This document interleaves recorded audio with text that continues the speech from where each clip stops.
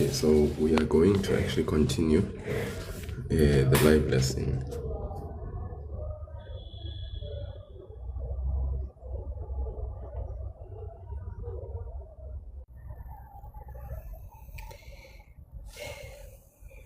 We are going to do the live lesson.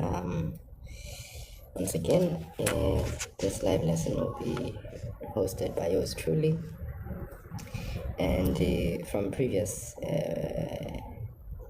activity, we did activity 3, but we were still yet to do activity 4. And this is continuing on from the live lesson that we did yesterday.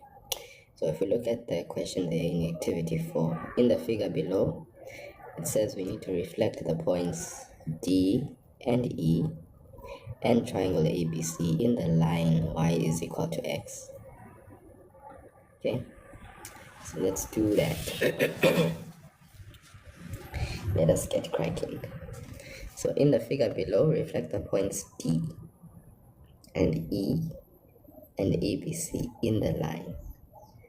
So if we're looking at the line y is equal to x, we can see that it is that line there that we have. Right, so let's go ahead and actually cook up the coordinates first, what they are for each individual point. So if we look at A, the coordinates of A based on the diagram, okay, it should be very clear to us. Okay, I'm just gonna slightly zoom it in so that you guys can see. The coordinates of A are going to be -5 and -5, which is x, and then 4, which is y. What about B? B is going to be, or is, B is -3 and 6. C is -2 and 1. So those are the coordinates of A, B, and C. Right? A is -5 and 4. B is -3 and 6. C is -2 and -1. All right. Then let's proceed and check what are the coordinates of D. D is actually 2 and 0. E is actually going to be 1 and -5. So those are basically the points that we have from that Cartesian plane. Now we are asked to draw the reflections of points D and E and triangle ABC and write down the coordinates of the reflection. What reflection are we looking at? We are looking at the reflection in the line y is equal to x, right? And what we want to then be able to read from the points when we are able to determine reflection is we want to write down the coordinates that actually result and then draw the reflections of those points D and E and ABC on our Cartesian plane. Okay.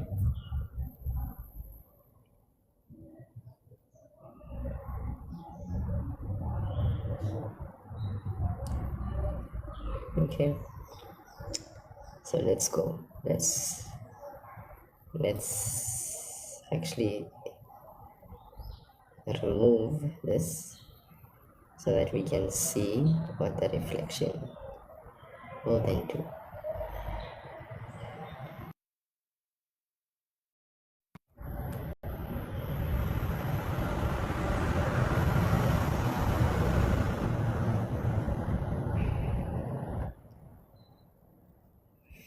Right, so let's get a little bit of a better picture here. So we have A, which is -5 and 4, and if we are talking about reflection in the line y is equal to x, that means our A, -5 and 4, the image of A negative 5 and 4. When you're reflecting in the line y is equal to x, what happens to the coordinates? We swap them. So that becomes 4 and negative 5. The y coordinate becomes x, the x coordinate becomes y. Let's look at B, the image of B.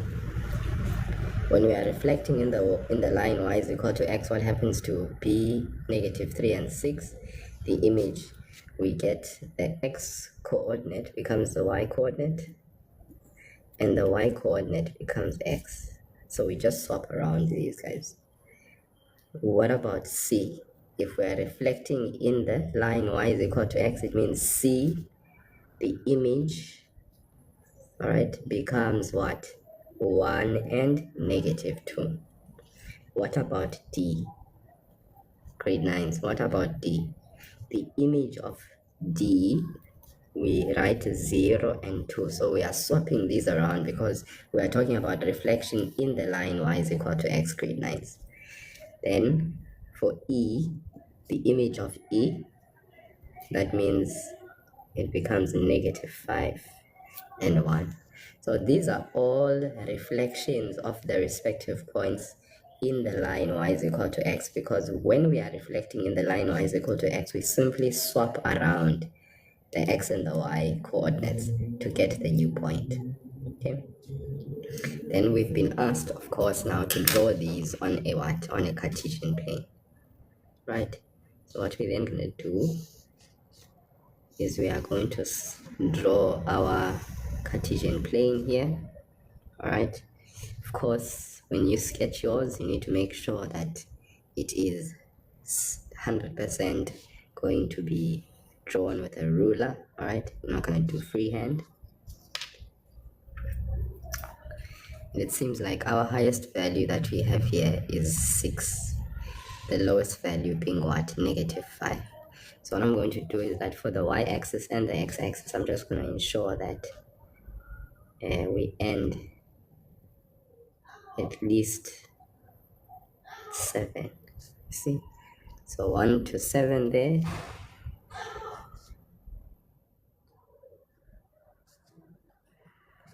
So that's going to be 1, 2, 3, 4, 5, 6, 7.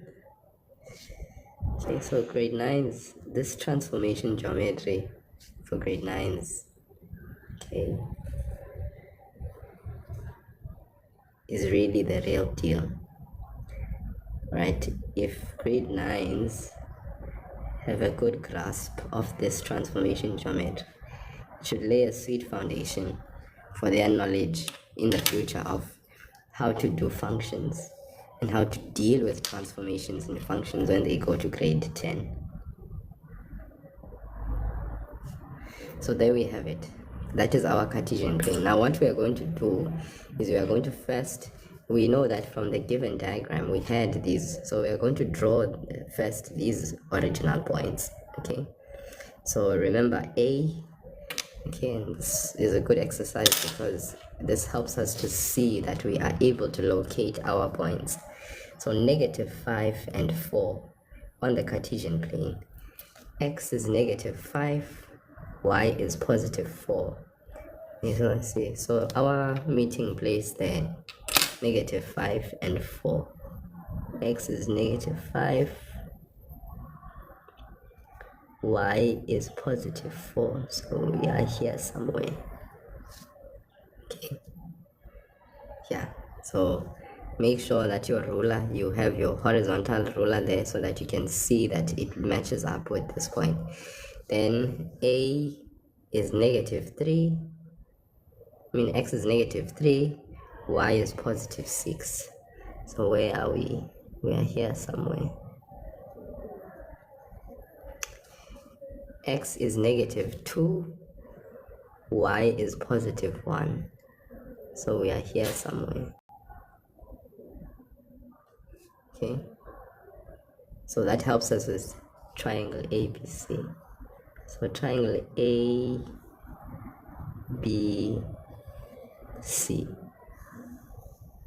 ABC.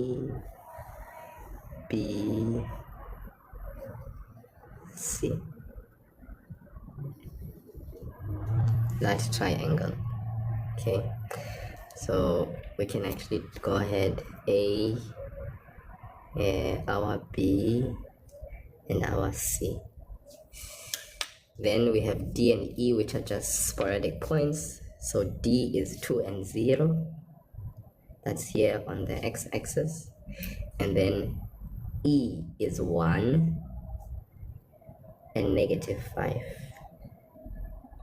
Right? 1 and negative 5, which is somewhere here. Okay. Now, we now have the reflected points of each point reflected in the line y is equal to x. And remember, when we wrote down the coordinates of each point reflected in the line y is equal to x, what did we say happens to A? The image of A simply means that we are going to swap the negative 5 and the 4. So x becomes y and y becomes x. So that's why we have 4, which was originally y, now is x, and then negative 5, which was x, now is y. For B, the same thing. The reflection in the line y is equal to x grade 9s means that we actually are reflecting, we are writing or swapping the x and the y coordinates grade 9s. And then for C, we are swapping as well.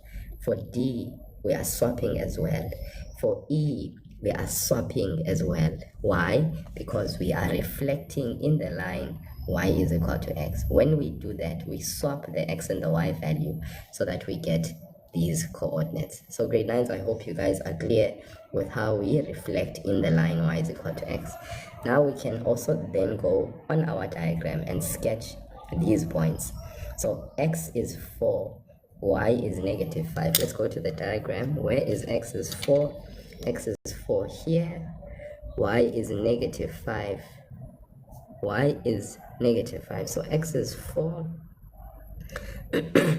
whilst y is negative 5. That's down here. So that is where we are at. We are here.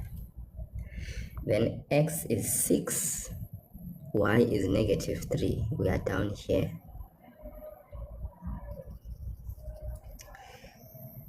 X is 1. Y is negative 2. We are down here. So then if we are going to actually sketch this triangle, here it is, there it is, here it is, that is the triangle. Okay, and this triangle here is actually the what? The reflection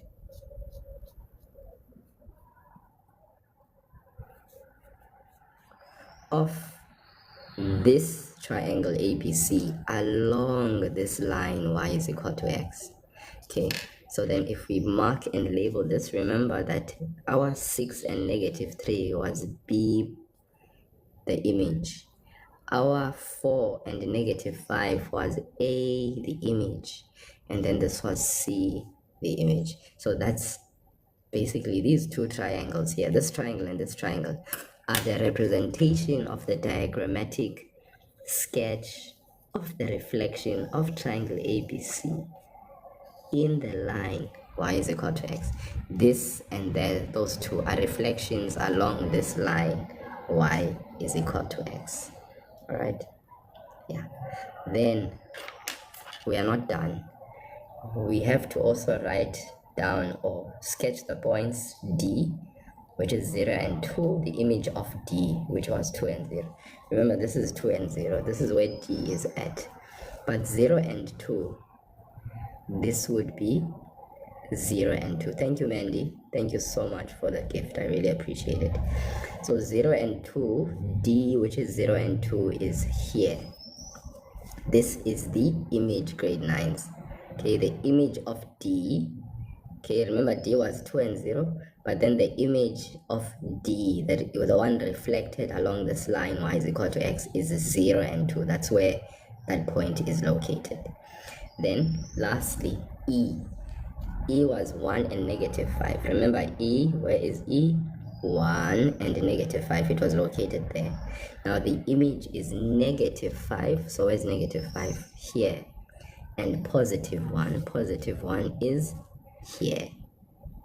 So the reflection, this point and this point, are two indications of the reflection of the point E. Sorry, we're not going to write image here. This is the original E, and then this is the image of E. Okay, so there it is. So this is how we are able to then sketch and represent when we are asked to do so, all right, on our Cartesian plane. All right, so that is us answering that very first question that we had been asked. Okay, right, now let's move on, go back to our paper and answer the rest of the question.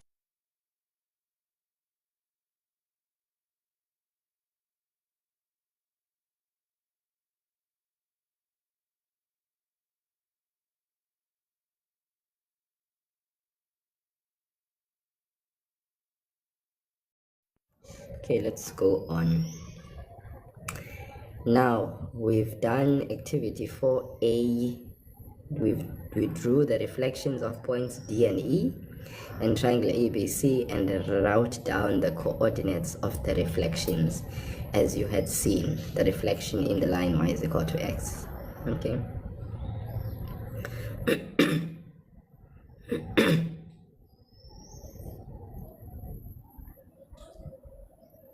Okay, so if we were to describe the changes of the x and y coordinates of the reflection in relation to the original coordinates, guys, that would simply be, we are basically going to say that the change was that the triangle ABC and the points D and E were reflected along or across the line y is equal to x. That's what happened. Okay, that's what happened. There was simply a what? A reflection in the line y is equal to x. That's how we would answer B. If they are saying describe the changes of the x and y coordinates of the reflection in relation to the original coordinates, then we would say the the reflection is across or along the line y is equal to x, okay, of the original to the coordinates that we now then have. Okay, that's how we would answer B. If you're looking at the same picture in the, on your screen, C says, did the shape or the size of the figure change? Guys, when a object or a point is reflected, doesn't matter what reflection it is, the shape and the size of the figure does not change. I repeat, when a figure or a point on a Cartesian plane is reflected, whether it's reflection along the x-axis, reflection along the y-axis, or reflection along the line y is equal to x, that figure's shape or size does not change. So did the shape or the size of the figure change? No, it did not change. Okay, reflection does not change the figure or the size or the shape of that particular figure. So C, all right, grade 9s, C, when we answer it, we say no, right? We say no. So now we can move comfortably and go to 1.2 as you see it on your screen. You can now go and answer 1.2. 1.2, we have a sketch on the Cartesian plane, as you can see. We have A, all right? And please be mindful of A, all right? And then we have B. Please be mindful of B. Now, in this particular sketch, guys, we are not specifically really told, to be honest. We are not given the Cartesian plane and we are not given numerical values, but we are actually given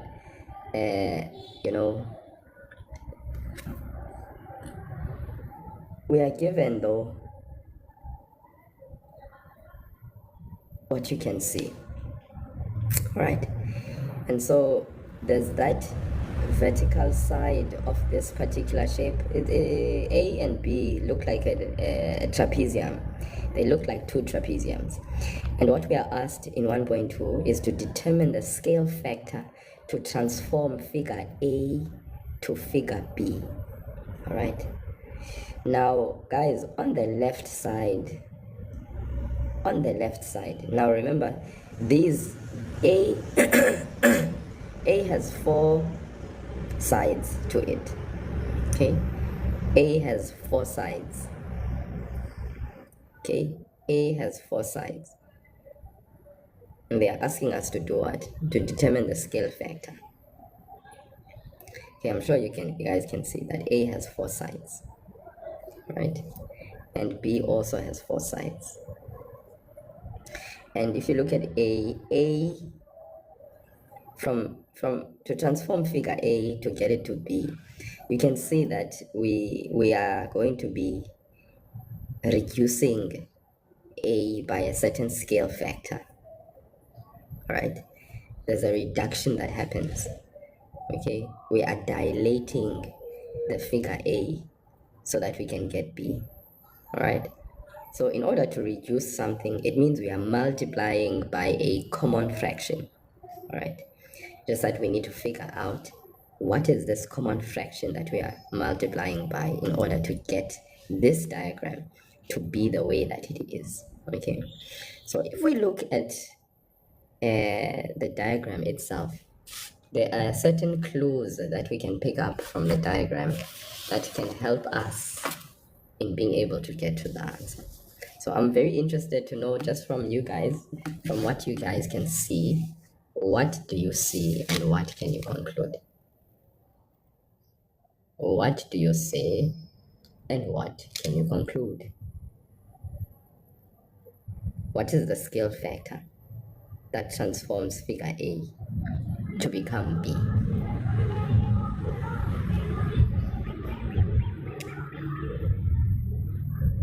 So anyone who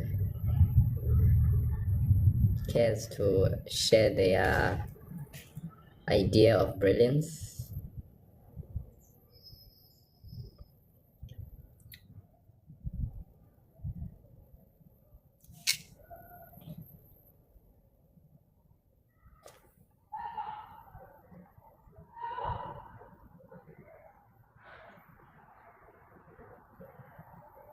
Okay, no one. So people are silent now all of a sudden. So does that then mean that you guys don't know what happened there?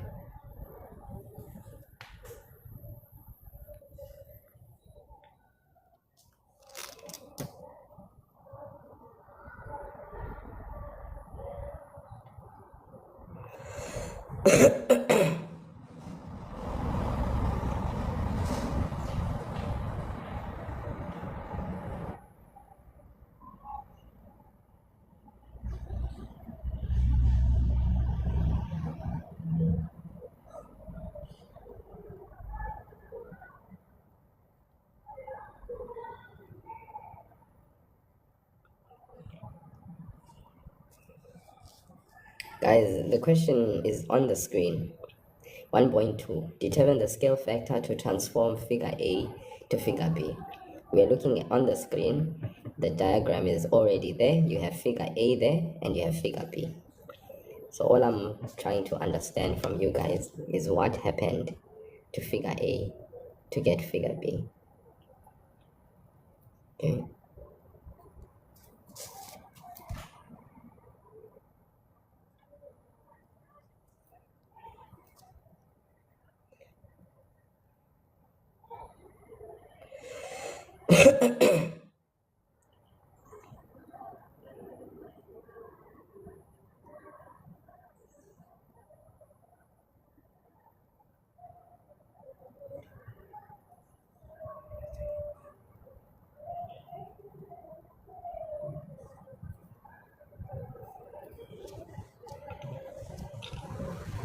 Okay. So I'm hoping you guys can count there, right? Because that will give you a beautiful clue as to what's happening. All right, so if you use the graphical representation, there's something you should realize there. All right, and I'll just sort of remove this so that you can see what I mean by that. Okay, so I look at figure A, right? Okay, I don't obviously have that graphical representation there, but you know, according to the lines that I see, for this side, let's look at just this side in comparison to this side. Here, what's happening? You are counting 1, 2, 3, 4. So this side, we have 4 units.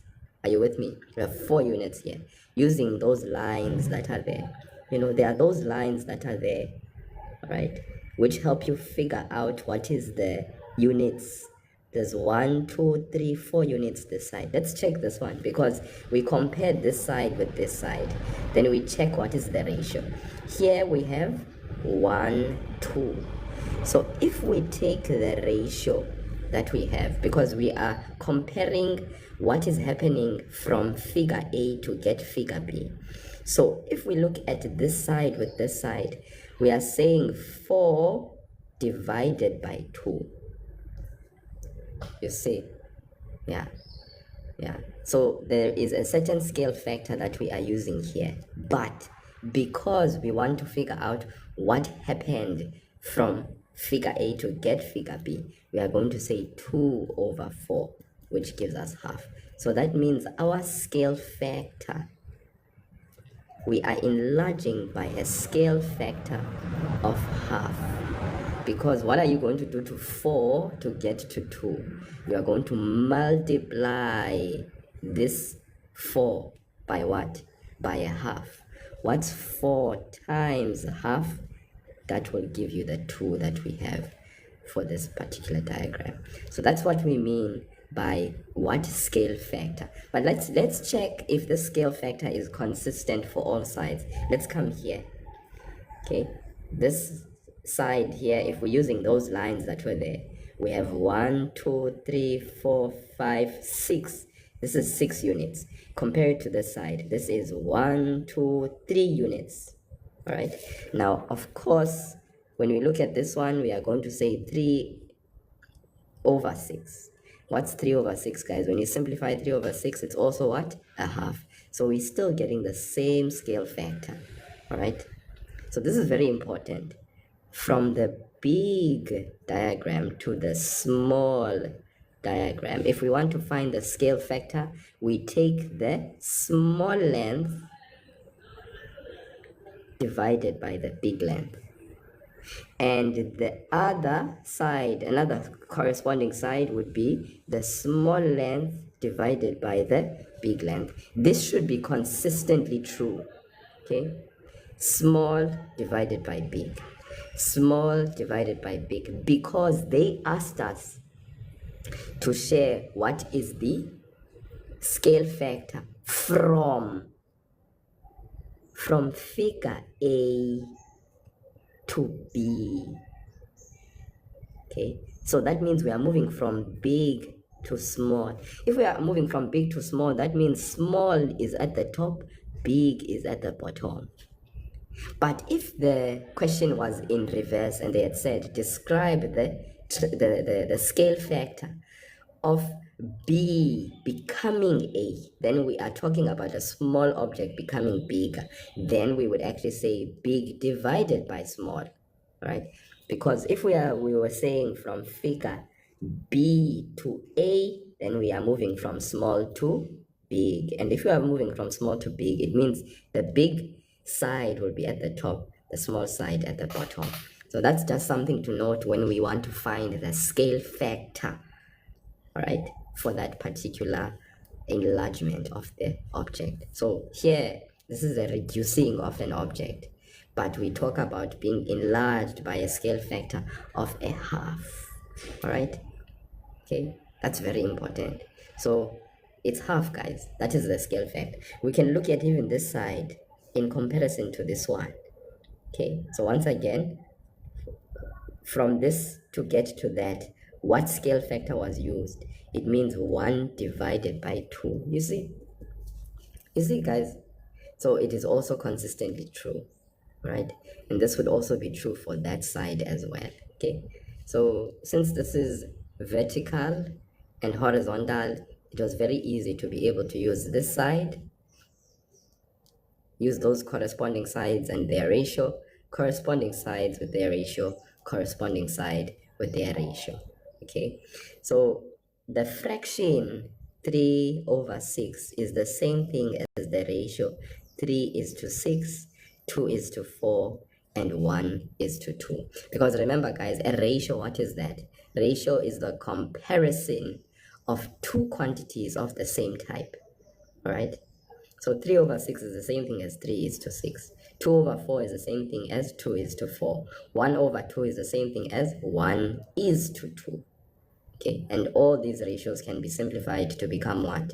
1 is to 2, because this is the simplest form. So we say that at the end of the day, the scale factor used to enlarge this factor to be, to enlarge this figure to become that one. We enlarged by a scale factor. Enlarged by a scale factor of half, right? Okay, and that speaks to the transformation of enlargement, okay, which in this case, obviously, we know this is reducing an object, all right? Yeah. So I don't know if there's any questions with that. I hope that's clear for all of us, that particular question that was asked. Okay.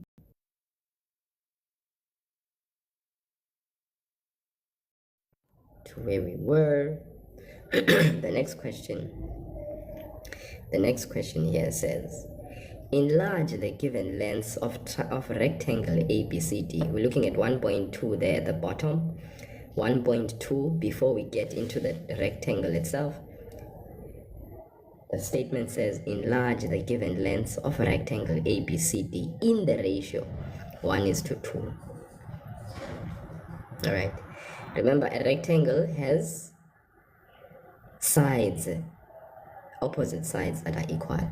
So the rectangle we've been given, we have AB, and obviously DC is given to us. It's 4 units, so that means AB is also 4 units. BC is 9, which means AD is also 9. Then what do we need to do? Right?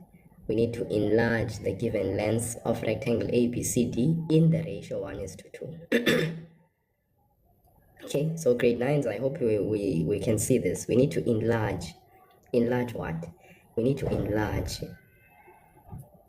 the given lengths of rectangle ABCD in the ratio 1 is to 2. So if we enlarge the given lengths in the ratio 1 is to 2,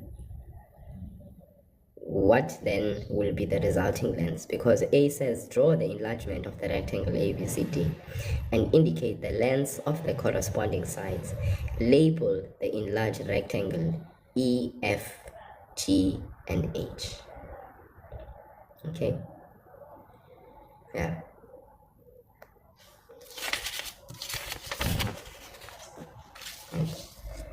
So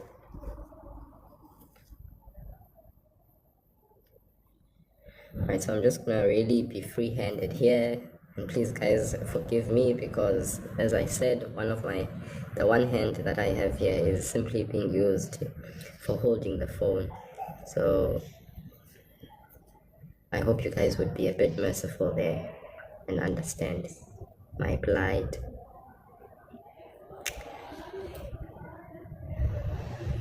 So if we are saying the enlargement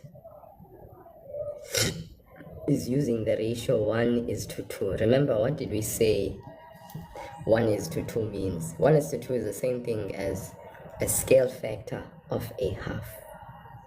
So all we are going to be doing is we are going to take the length of DC and we are going to multiply it by half. DC is the same thing as AB, right? So DC, the half of 4 gives us 2. Right, so that means now we have 2 here and 2 there. Okay, then we are going to take AD. We are also going to take the length, which is 9, multiply it by a half. What is 9 times half? It's 9 over 2, which obviously gives us what? 4.5. Okay, which is 4.5 in other words. Okay, but 4.5 is fine. So what we do here is we write 4.5, 4.5, or we can write 4.5. And remember, what did they say? They said we need to label the diagram as E, F, G, H. So this is the new diagram that has been enlarged by a scale factor of 1:2, the ratio 1:2, because the ratio 1:2 is the same thing as the fraction 1 numerator, 2 denominator. 1:2 is a half. So when we do the enlargement of this triangle ABCD in the ratio 1:2, we are enlarging it by a scale factor of half, which simply means we take each respective side, we multiply it by a half so that we can find the new length of the new side. So from 4 it becomes 2, that means we have reduced this. Then obviously that will also be 2. From 9 we have 4.5, because 9 times half gives us 9 over 2, which is 4.5. So this is the new rectangle as they had asked us to sketch it. Okay.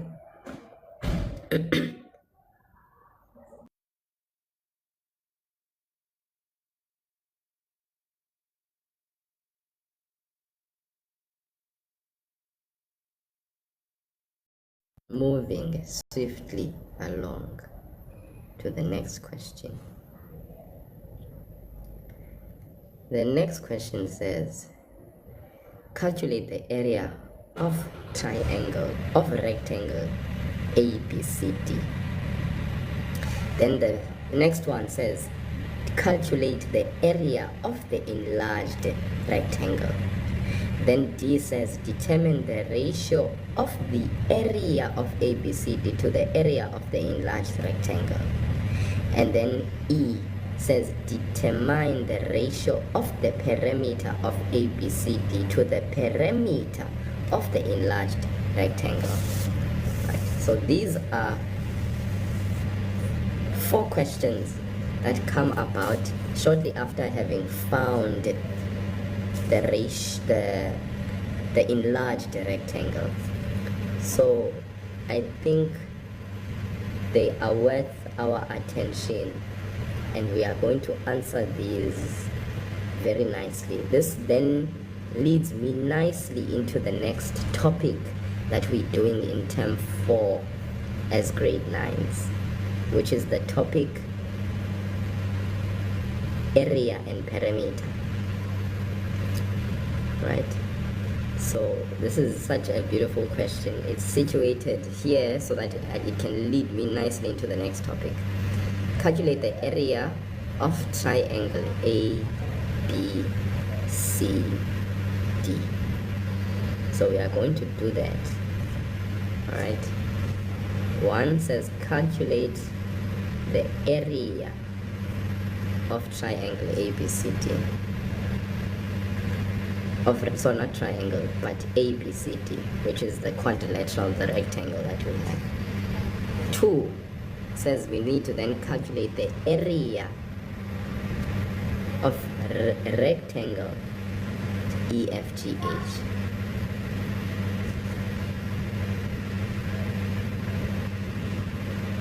Okay, so I don't know if people know how to calculate the area of a rectangle, but it would be nice. Okay, then we are asked to determine the ratio of ABCD is to EFGH. In other words, the ratio of area triangle of ABCD to the area. Okay, this is very important. Okay, so we are asked to find the ratio, in other words. Then 4, we are asked to determine the ratio of the what? Of the perimeter.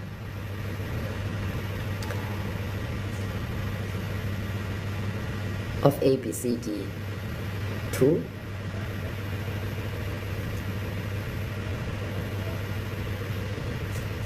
to EFGH.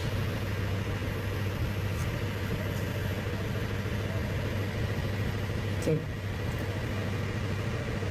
Alright. So let's first define what terms mean.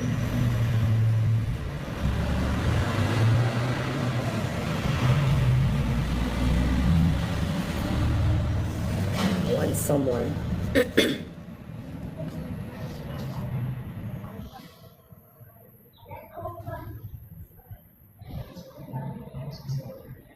to help me define what is area, guys. What is area?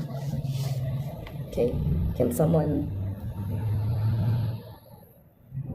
share with us what do we mean by area? What is area? Okay, I want to see if we have people that can help us out. What is area, guys? This thing called area, what is it?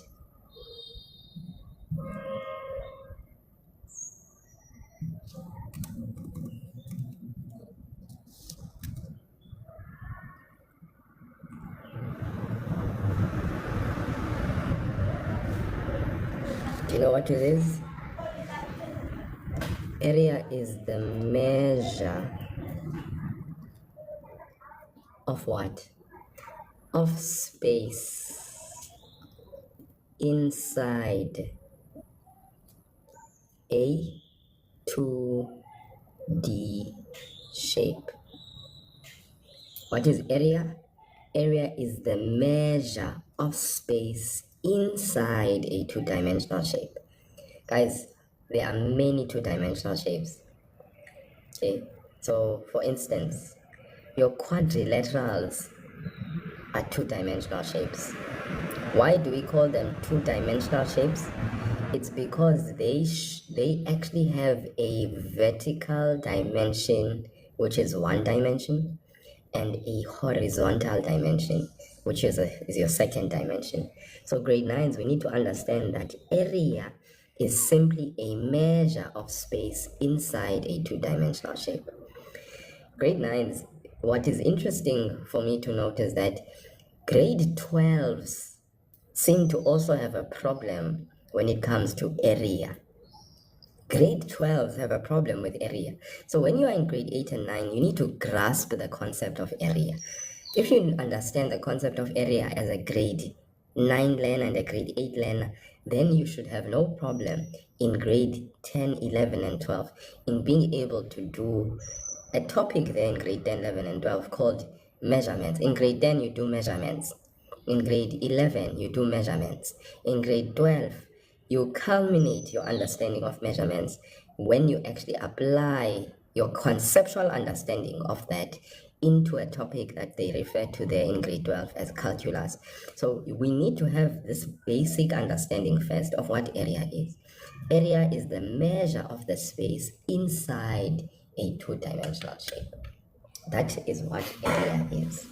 It is what? It is a measure of what? It is a measure of the space inside what? A two-dimensional shape. That's what area is. Do we all understand what area is? Hopefully we do. So if we come here, this here is a two-dimensional shape. The space inside this two-dimensional shape is what I am shading. This is the space. Alright? What you are seeing me shade is the space inside this two-dimensional shape. This rectangle has all this space that I have shaded inside is what we refer to as the area of the rectangle. Alright? I've shaded it in. So if you want to measure this, guys, we call this area. Okay, so grade 9's term 4, area is in your term 4 work, right? Right, and that's why I love that this transformation geometry question has led us to area. Okay, and it's also leading us to perimeter. We are answering questions on area and pyramid. So what is area first? Area is a measure of space inside a two-dimensional shape. It is measured in square units. Please guys, whenever you write down the area, it is measured in square units.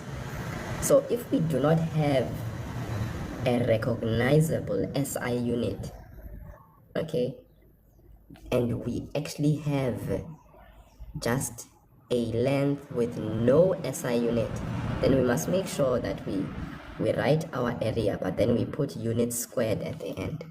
Or if we are given a recognizable SI unit, let's say our lengths are measured in centimeters, then our answer needs to be in centimeters squared when it's in area. If our measurements are in meters, then our area needs to be indicated as meters squared.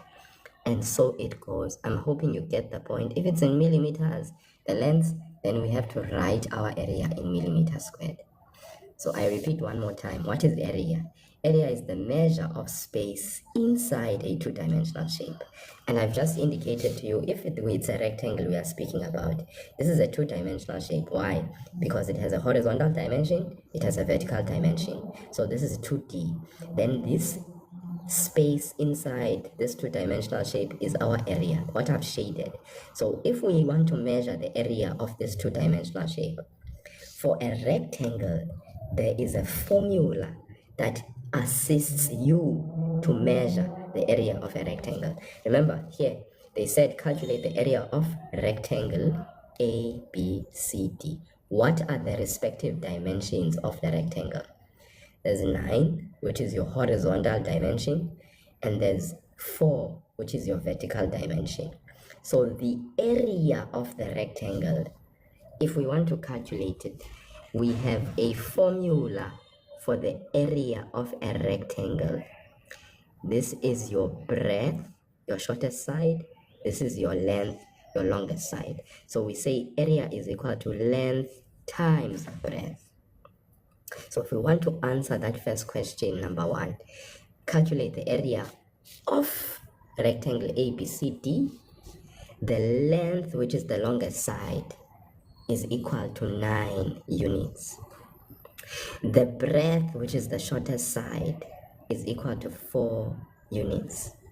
So then we can go ahead and use the formula of area for a rectangle, which is length times breadth. So that means we're going to say 9 times 4, which gives us 36 units squared. Okay, that is our area for the rectangle ABCD. Area of ABCD is equal to 36 units squared. Finished. Okay. All right. Are we together so far? And can I move on to the next question? We've just calculated the area of rectangle ABCD. We first unpacked what area is. That area is the measure of space inside a two-dimensional shape. And then we've also indicated that area is measured in square units. And we also then said that if the lengths are in units, then obviously that would be units squared. If the lengths are in centimeters, then our area will be in centimeters squared. If the lengths or the dimensions are in meters, then the area will be in meters squared. And if the lengths of the dimensions are in millimeters, then the area will be in millimeters squared. So for this particular rectangle here, we know that the formula to find the area of a rectangle is length times breadth. So we say 9 times 4, we get 36 units squared. Thank you for the donut, Mr. Miyekeni, the man himself. Really appreciate it. Really, really appreciate that donut. I think the best gift I've had so far this week. Thank you. I think actually the highest ranking gift that I've had this week so far. So thank you so much. Really appreciate you for that generosity. Okay, it is appreciated. Then let's move on to the next question. Calculate the area of EFGH. So once again, the area of EFGH, this is our rectangle, right? So once again, we have a rectangle, which means the formula we use is still area is equal to length times breadth, because for a rectangle, it's the horizontal dimension multiplied by the vertical dimension, okay? Or vice versa, doesn't really matter. Then, what is our length in this case? It is 4.5. What is our breadth this time round? It is 2. We know that 4.5 is also actually referred to as 9/2. Okay, so when we come now and multiply the length, which is 9/2, times the breadth, which is 2, 9/2 times 2 gives us 9. 9 what? Units. Units what? Squared. So that is the what? The area of the what? The area of rectangle EFGH is equal to 9 units squared. Done. Okay, so that is the area of the rectangle EFGH. Very smooth, grade 9s, very nicely done. We have a solid grasp of what we mean by the area of rectangle EFGH. It's 9 units squared. Let's move on to the next question. The next question was very direct in asking, we need to now write down the ratio of the area of triangle ABCD with its enlarged counterpart. Right, now we were not given this, but because I understand what they mean by ratio, it means they basically want me to write down the ratio of the two rectangles, the area, okay, the ratio of the areas of the two rectangles. Okay, so let's go and do that. Number 3, what is the area of triangle ABC? I mean, not triangle. Why do I keep on saying triangle? I guess I'm addicted to triangles. Rectangle ABCD compared to the area of EFGH. So that is going to be 36 is to what? Is to 9. Remember, I say 36 is to 9. All right, because this was 36 units squared for the area of triangle ABCD. Then for the not triangle ABC, but the area of rectangle ABCD. Then for EFGH, it was 9. So I write those areas 36 is to 9 because this is the ratio. Then we know from term 1, grade 9, that the ratios can be simplified if we can see that there's a what? There's a highest common factor. Is the highest common factor between 36 and 9? I'm sure you guys can see the highest common factor. What is the highest common factor, guys, between 36 and 9? So that I can use that highest common factor and divide each respective numerical value of my ratio and then find the simplified. Because if they're asking for a ratio, the ratio that I have needs to be a simplified ratio. So what is the 36 and 9? What is the highest common factor? The highest number that is divisible, okay, for 36 and 9. Which one? What is the highest common factor between 36 and 9? Okay, so hopefully you guys understand that the highest common factor is 9. Then what do? We divide by 9. We get 4 is to 1. This is the ratio, guys, of the area of ABCD is to the area of EFGH. Okay, you write down the two areas first and foremost. 36 is to 9. Then you find the highest common factor, you divide by it, you get the simplified ratio. It's 4 is to 1. Okay, that question has been answered. The ratio of area of the ABCD is to the ratio of, is to the area of EFGH. The last question says the ratio of perimeter ABCD is to EFGH. Now, another concept that's very important. What is perimeter? Let's start there. What is perimeter? Okay, do you know what the concept perimeter means? Perimeter, right? What's nice, guys, is that the word in and of itself it explains the meaning. Peri. Okay, so this word peri is a prefix, right? So in English we have what we refer to as a prefix and a suffix. Okay, prefix comes before a main word. Okay, prefix. So hopefully, I don't need me to give you an English lesson. It's like an introduction word, peri. This word peri means outside.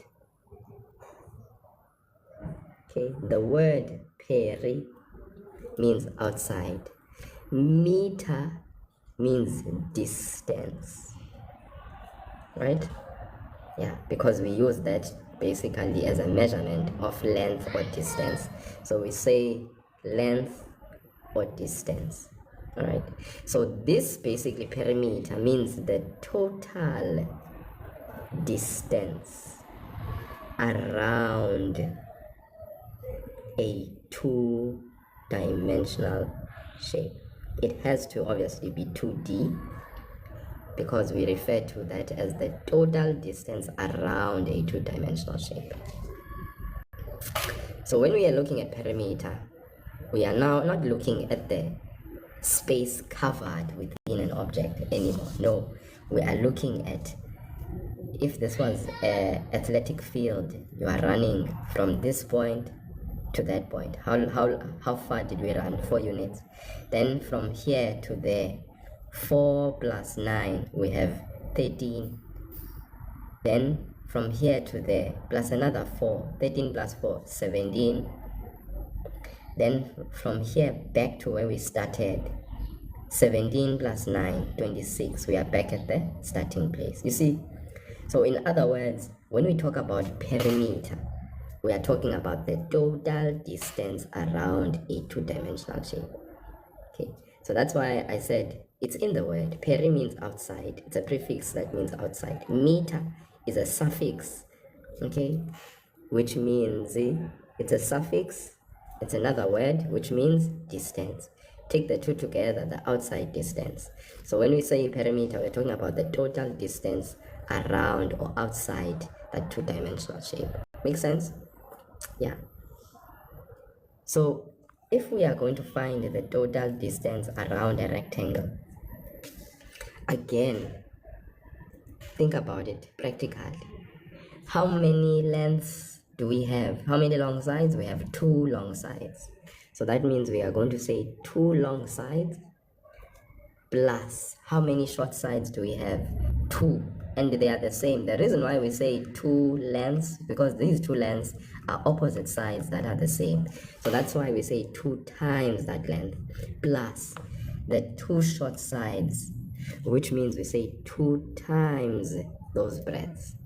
Okay, so sometimes in your formulas you find that they write the formula of perimeter for a rectangle as P is equal to 2 in brackets L plus B, or you can write it as P is equal to 2L plus 2B. This is one and the same thing. At the end of the day, this is the perimeter formula for a rectangle.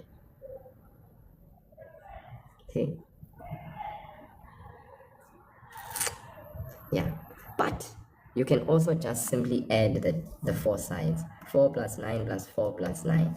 That also helps you a lot. And I'm sure you guys saw what I did obviously initially. So if we're calculating the perimeter for this rectangle, it means we are going to say 2 times that length, the long side, guys, for grade 9s is 9 plus 2, the breadth is 4. So 2 times 9 is what? Is 18. 2 times 4 is 8. And remember, guys, that for this one, perimeter is not area, it is distance. So we are going to say 26 what? Units only. We're not going to say units squared, because perimeter is simply the distance. It's just the total distance. Okay, so it's 26 units. Okay, yeah. Would you be wrong if you use this formula? Not at all, because I'm sure you can see that even if we had used this formula, what happens? we still are getting the same answer. Someone else might be sitting there and asking, sir, would I be wrong if I just simply took all of the lengths of the sides and added them? No, you wouldn't be wrong, because that still gives you what? 26 units. So I'm just exposing you to 3 ways in which you can calculate the same old boring answer for perimeter as a grade 9 learner. So grade 9s, we know how to find perimeter simply because perimeter is not a thing. Distance, total distance around a particular 2-dimensional shape, we calculate it as such. Are there any major burning questions now that I've basically done these calculations? Anything that is really bothering you, burning question, anything that you want to have clarity about? Or are we good? So guys, the perimeter for the rectangle ABCD is 26 units. We've seen through different approaches. Let's go now and calculate the perimeter for EFGH. Hi Akwande, can you just whoa with the marks? Okay, doesn't matter. You guys are always worried about marks. Just be worried more about how to do the question, understanding the concept. This is what I'm here for. Alright, towards the exams, I'll start talking about mark allocation. But for now, can you just chill with the marks? Here, we want the perimeter of this rectangle now. Alright, so I'm sure you guys can calculate the perimeter for this rectangle. You have the dimensions. I'll wait for someone to tell me in the comment section what did they get for the perimeter for this rectangle. So I'm going to give you a chance. Calculate the perimeter for this rectangle.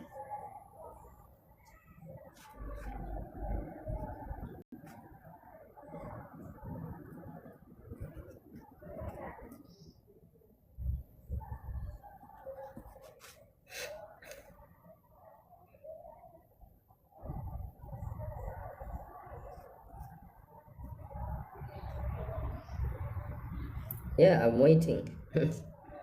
I'm waiting. That's why I'm waiting for you guys to calculate.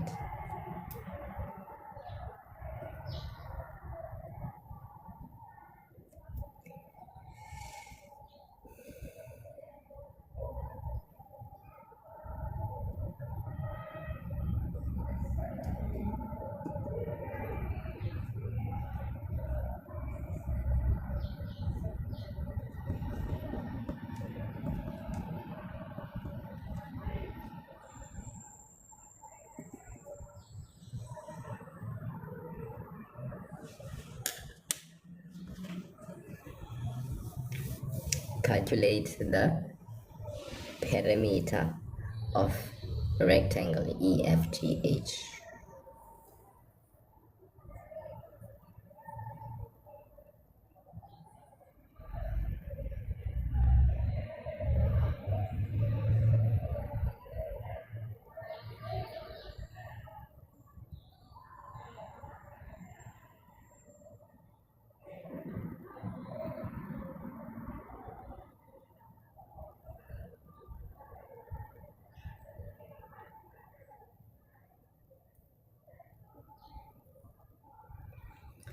Okay, I see star. I see I got Agwande got 13 units. Star got 13 units. Tabata says got 22 units. No ways. Can't be 22 units. No ways. Okay. There's no ways that it can be 22 units. Okay. Yeah, let's make sure that we are not messing around here. No ways that it can be 22 units. Okay, good job guys. So yes, if we use the rectangle formula, P is equal to 2 into L plus B, then of course we have 2 plus 9 over 2.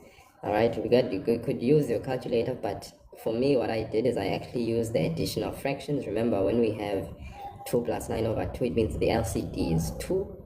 Alright, and then of course 4 over 2 is basically what 2 is. Okay, plus 9 over 2.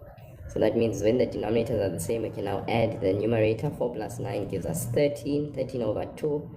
And obviously that 13 over 2 times the 2 guys will give us 13 units. Okay, 13 units.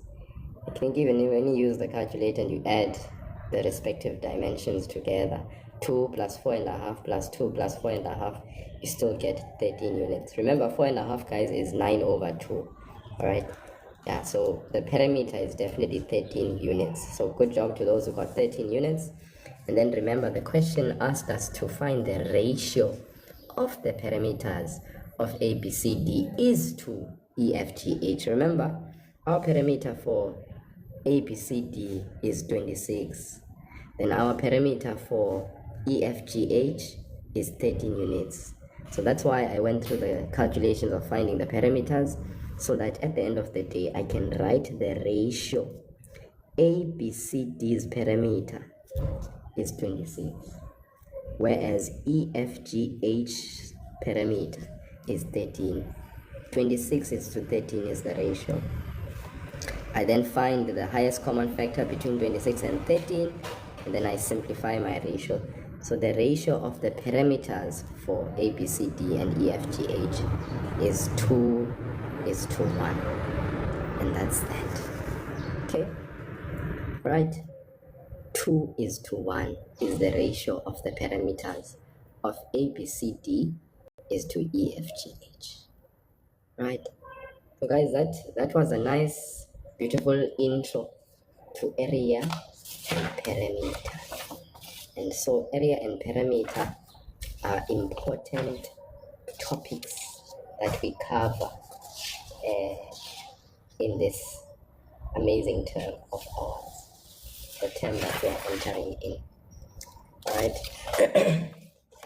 So I think whilst we are still on that beautiful notion, alright, I just want to look at a few problems around area and perimeter. Okay, and I want to do that using the backdrop of some amazing artistry that you are going to see on your screen, but please bear with me there, right? Don't be too bothered too much by the artistry that you miss out on what I'm trying to explain here. So we have this particular diagram that's here. Okay,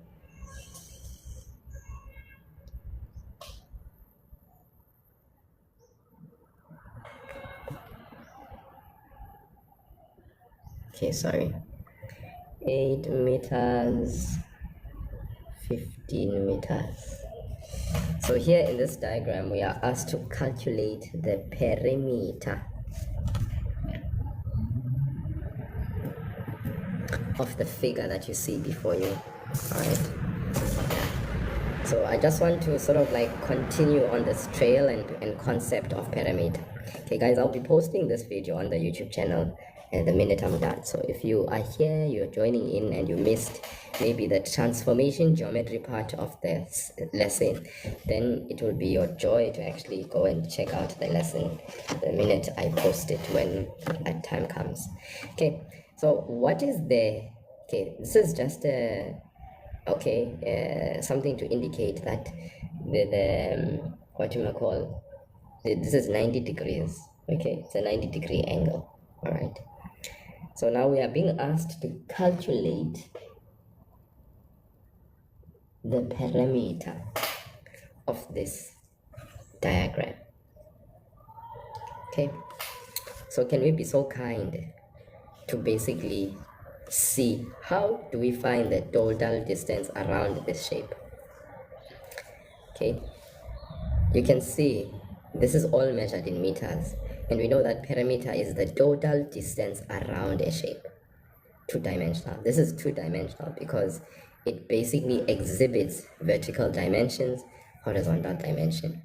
Imagine if we had the entire rectangle completed, we would have a rectangle that is 15 meters by 22 meters, right? Yeah, if we had the entire rectangle completed, but we just that we don't. Okay, it's like this part has been sliced out. They sliced out this side, unfortunately. Okay, so what we want, guys, is we want to find the perimeter of this shape. Okay, like I said, this is just to indicate perpendicularity. Okay, that the fact that this is perpendicular to that. Okay, that's all. It's not like the distance that you need to check out. It's not like going around here. Okay, this is just to indicate perpendicularity. If it didn't, then we would still have to calculate the area, I mean the perimeter, in understanding that we will have to calculate the distance here to there and so forth, but that is not to indicate that that's a distance we need to check out. Okay. So hopefully we all understand that if this is 15 meters, we need to find the length from here to there, which we have, which is fine. So 15 we can add to 22, we can add to 9. We don't know what we need to add here. That's the problem. So we need to find this length. Once we have this length, we'll know what we need to add from here to there. Then we also need to find this vertical length, which we don't have. But the minute we have it, we will have the distance that we need to add there. Then back to the starting point, which would mean that the parameter we will have so that we can calculate. So how then do we go about finding the perimeter or the total distance if we have sides, lengths that are missing? Okay, so that's where we have to actually look at the entire, thank you Akwanda for the rose. We need to look at the entire length, the horizontal side. You see Moss, it's 22, right? And on this side we have 8, right? Thank you so much, Akwanda. We have 8. So then your question to yourself should be, what is the missing length from here to there? Because this length from here to there will be the same length from here all the way to there. Does that make sense? So you already have 8 meters. The total is 22.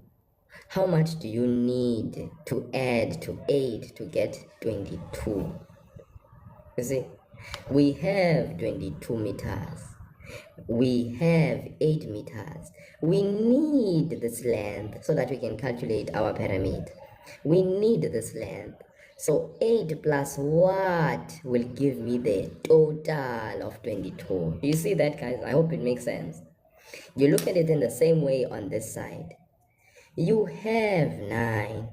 You need the addition, which gives you 15, so that you can have this length as well.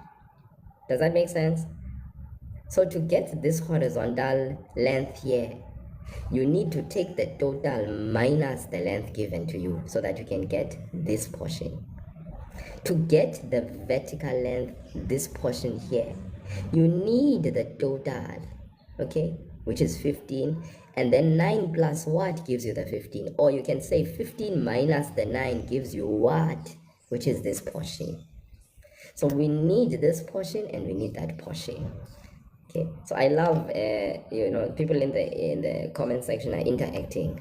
Okay, I saw someone say 14 units, and the 14 units. Remember, guys, this time round, meters is the SI unit that is given to us. So we don't need to say 14 units if we have been given an SI unit. And what's nice is that it's meters everywhere, which means basically our SI unit of use will be meters.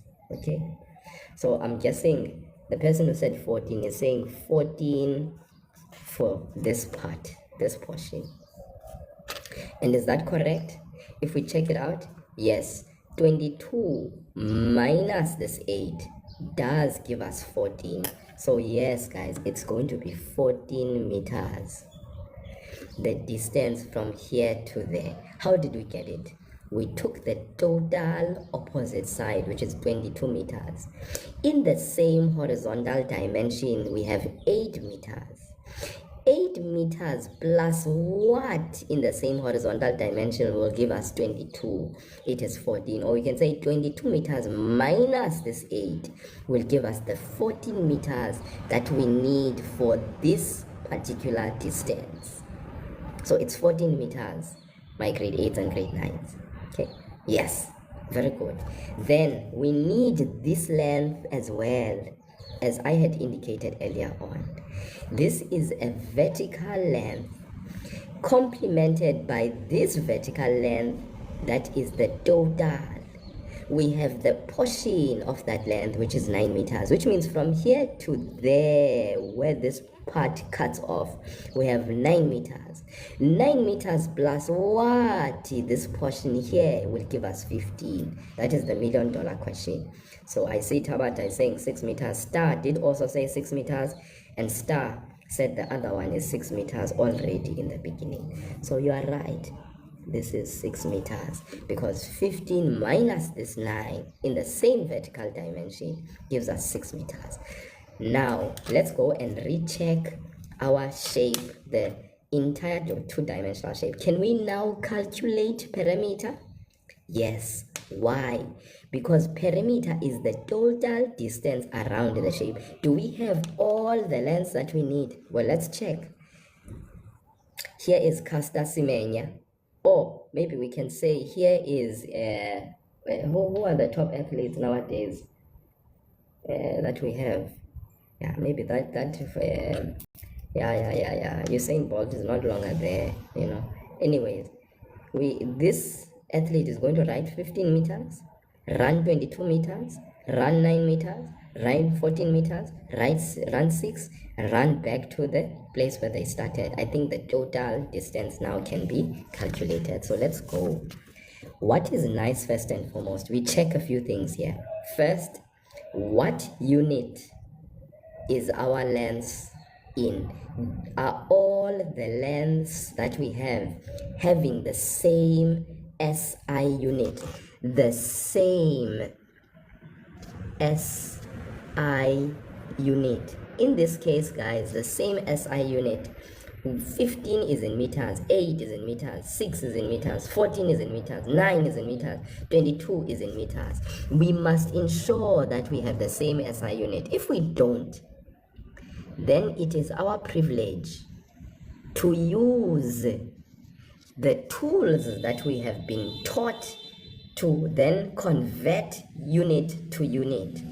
Remember, guys, if we want to convert kilometers to meters, we times by 1,000. If we want to convert meters to centimeters, we times by 100.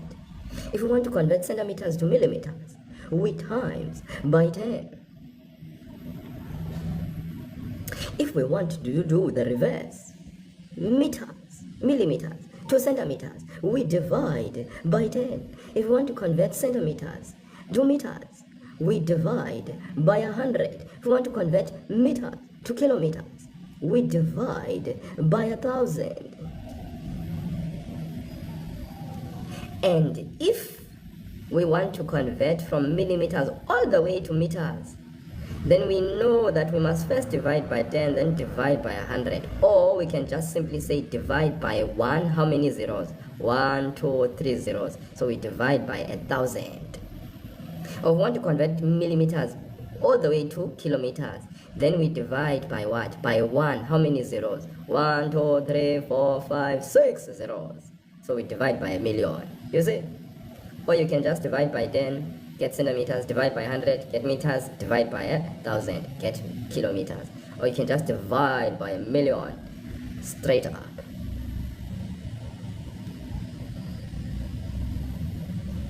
Okay, so this is very important.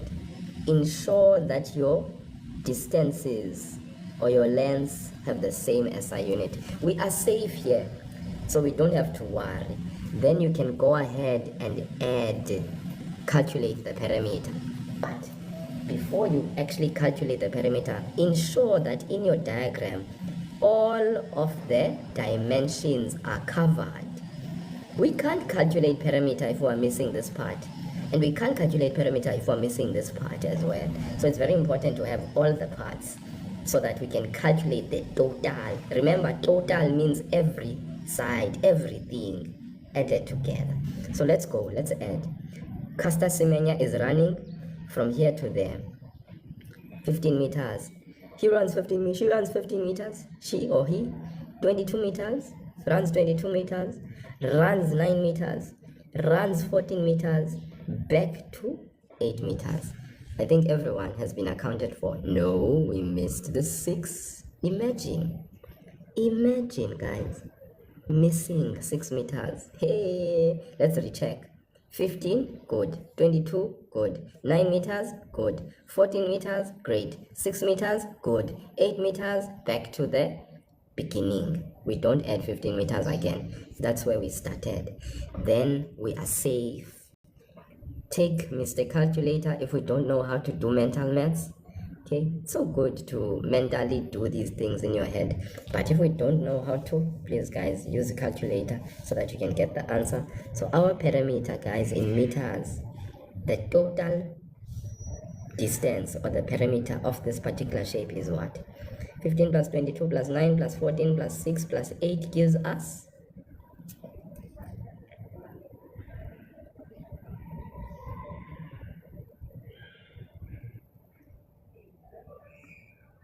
okay, not together, guys. Thank you, Akwande. Akwande, it must definitely Kwande, hey? Thank you, Bochabello, thank you so much. Thank you for the heart me, Bochabello. Thank you. Guys, I appreciate gifts. Please don't be like this. I appreciate them when they come. So thank you. You know. Because they're encouraging, right? Let's say they wanted us to calculate the area of this particular two-dimensional shape, right? Now remember, guys, unlike perimeter, what is area? Area is the space covered within a two-dimensional shape. We said this thing. It's the measure of the space inside a two-dimensional shape. So what are we going to do now? We want to check what is the space covered in square units, right? Yeah, that space. Now we can see that we can divide this one either this way. We can, if we want, we can see most. We can see most. Either this rectangle we can use, or we can take this rectangle, add these two areas of the rectangle. So we just need to calculate the area of this rectangle and then the area of this rectangle. We add them together. That is basically going to be our area for this particular two-dimensional shape. You see, guys, like, it's so nice, man, this thing, how we are able to do it. You see? Or someone else might say, I want to break up this diagram this way. All right, I want to look at this rectangle and I want to look at this one. All right, so then I'll take the area of these two rectangles and add them together. Okay, makes life easy. So it really depends how you are looking at the diagram. All in all, you should see that there's this rectangle. All right, if you calculate this rectangle, you are done with this space. This space is covered. Then all you need to do is calculate this one. Then you add those two together, the two areas, and you found the total area. Or you can decide to break it up like this. You calculate this rectangle, you are done, the area of this rectangle. You calculate the area of this rectangle alone, and you are done. You add the two together, and then you are good. You have calculated the area of the two rectangles. Who is this? Start over. You know, people say just start. Look at this. Look, it's a command. Like, you could swear this guy is like the person who is the commander-in-chief. He is just commanding me. He's not saying, will you please? And this person is not even enticing me. You know, when you want someone to do something, sometimes you entice them. You throw something, you know, in the gift thing so that you can entice them to do something. But this one is just commanding me. As if like, hey, I don't understand these people. This self-entitled generation, I don't know, no, guys, no. Okay, so now, so it will depend, all right? Yeah, so I hope we are good though. I hope we are good. So if I am me, I say I'm going to take this rectangle, this entire one, okay, then it means all I'm looking is the horizontal dimension, which is 22 meters, and its vertical dimension for this rectangle. Okay, so I'm going to say the area of rectangle 1 plus, remember, if I'm done with that one, then I'm going to just look at this portion, the area of from here to there and that. So this rectangle, it has this vertical dimension, which is 6 meters, and this horizontal dimension, which is 8. So I'm going to say area of rectangle 1 plus the area of a rectangle 2. So when I go now, this is going to be my total surface area for the entire shape. You see? Make sense? So area of rectangle 1, let's look at it. Rectangle, we know, is length times breadth, plus, for the other rectangle as well, it's going to be length times breadth.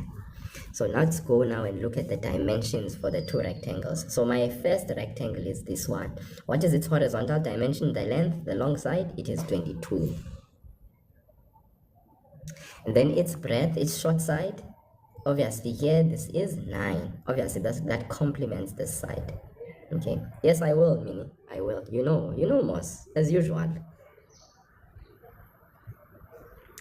Plus, then we go to this rectangle here. Its length is 8 times its breadth. Its particular breadth is 6. It will complement 6, obviously, even this side. Okay, makes sense? So length times breadth, so it's 8 times 6. Then we go ahead and we calculate and we get the answer. Okay, right? So what's 22 times 9 plus 8 meters times 6? All right, so 8 times 6, you should be fine. 22 times 9, you should also be fine. Okay, so that's 198 meters squared plus 48 meters squared.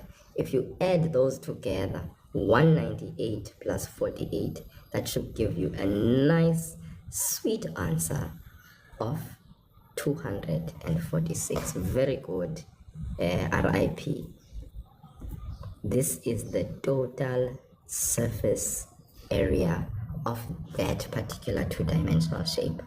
Okay, sounds intimidating, the question itself at the beginning, but it actually isn't grade 9s. Okay, it isn't at all grade 9s. Okay, so Kekasawin, this is grade 9 mathematics, and of course the aspect of it which is also covered in maths literacy in grade 10, 11, and 12. Grade 9s don't realize that those who will choose to do maths literacy will still do questions based on area, perimeter, and so forth. Okay, so yes, and when you are in grade 10 as well, and 11, if you are a pure maths learner, how good it is to know your stuff on area and perimeter. Okay, it's important. Okay, why you leave 14 meters? What do you mean why you leave 14 meters? Michelle, guys, remember, okay, I chose to take these two rectangles. Which ones? This rectangle. What is the horizontal dimension of this rectangle? This one. It is 22 meters. What is its horizontal dimension? It is 22 meters. What is its vertical dimension? It is 9. Remember, 9 meters, 9 meters. Remember, this 22 meters will be the same 22 meters for the entire length of the rectangle. Because remember, we are calculating area here. So we want to basically divide this particular shape into two rectangles so that we can use the sum of those two rectangles and then calculate the total surface area. So what we've done is we've basically taken this rectangle which has a length of 22 meters and a breadth of 9 meters. Then we use the area, 22 meters times 9. Then after calculating that area, it means we are done, we are finished with this rectangle. We come down to this one. It has a what? A length of 8 meters. Okay, obviously opposite sides are equal. And it has a breadth of 6 meters. Opposite sides are equal. The area of this rectangle would be length times breadth. So we are adding the sum of the two to get the total surface area for this particular two-dimensional shape. Why did I leave 14? Because remember, the total length of the longer side is inclusive of the 14, right? The 14 is included in the length of 22. Remember, it is 14 plus the 8, which gives you the total length of 22 meters. Okay, so understand area, and please understand area apart from perimeter. Perimeter is a different story, because perimeter is total distance around. We are measuring how, the distance around the object, whereas with area we are actually measuring the space inside, measured in square meters, the space inside. So that's why I divide my so that I can calculate the individual spaces and then add them together. Remember, someone else could have decided, if they wanted to break up this two-dimensional shape this way, calculate the area of this rectangle, 15 by 8. Get the rectangle area for this. Then calculate the area of this rectangle, which would be 9 by 14. Different story, but still you'll get the same answer. Maybe let me show you that you'll get the same answer. Let's say we had said TSA is equal to area of rectangle 1 plus area of rectangle 2. This time around, looking at it from this perspective, let's take this rectangle, this one. You see, this one. It's 15 by 8. Length times breadth means 15 meters by 8 meters. Okay, are we good? Done with this rectangle. Let's come to this rectangle. This one is what? Remember, this entire length is 22. So we're not going to take 22 if we're looking at this rectangle. We are going to take 14. From here to here is 14 meters. And then from here to there is 9. So it's a 14 by 9 rectangle. 14 meters times 9 meters. Thank you, Akwande, as well. Thank you for the heart me. Then we go ahead. We do the same calculation. 15 times 8. Guys, it should lead us fundamentally to the same answer. Okay, 15 times 8 is 120. And then obviously 14 times 9 is giving us the 126. What do we get, guys, in total? We get the same 246 meters squared that we got when we had taken the other rectangles to add together for our area. Make sense? Okay. So who's crying now? Don't cry for me, Argentina. Don't cry for me. See, same answer we got using different rectangles within. Okay, because what's important here is using the right lengths and dimensions to calculate the area. Okay, so Michelle, okay, if you're asking why not use 14, well, you know what, you could use 14 if you chose the other rectangles. Okay, all right, hopefully that's clear for you. Let's look at 5.2. The quadrilateral below is a trapezium. Find the area and the perimeter of the diagram below. The quadrilateral below is a trapezium. Find the area and the perimeter of the diagram below. So let's look at the trapezium we are talking about.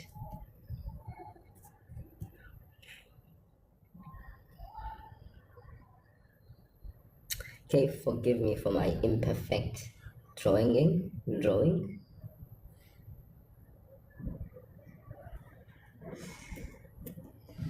So 11 centimeters, 9 centimeters,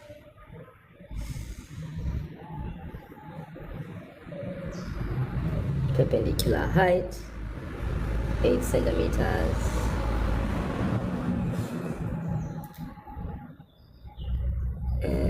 We have a total here of 17 centimeters,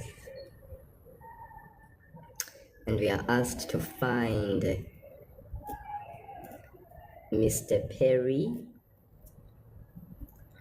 and we are asked to find the area of this this trapezium. So grade 9s, very important, finding the area and the perimeter of a trapezium.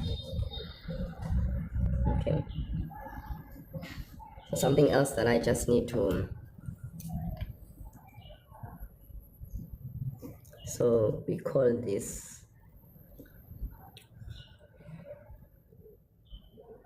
an isosceles trapezium, as they call it.